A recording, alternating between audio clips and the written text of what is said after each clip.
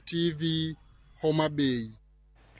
Kweth mar Azimio One Kenya Lands kotelnegi kod Ogai mar Raila Odinga koro kwayo mondo riwruoge pinje maoko odonjre kendo konye kwedo teko mathoth ma obila osebedo ka tiyo godo e rakruok kod jong'anyo e pacho ka.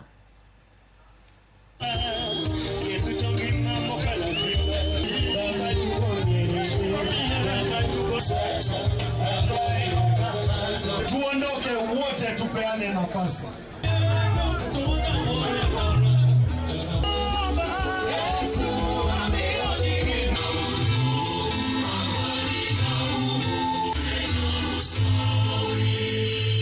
You have a constitution that protects the right of the people, but those who have usurped power in our country do not respect that constitution.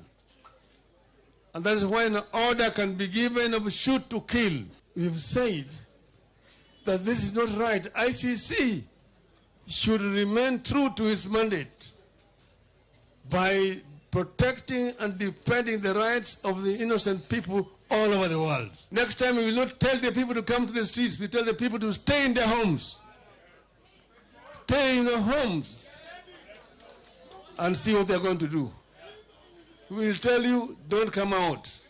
Stop anybody who is trying to come out.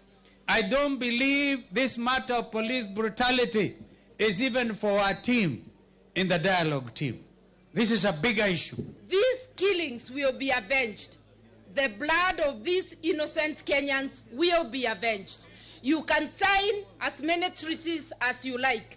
They are all null and void under the laws of Kenya, and you and your officers will pay for this.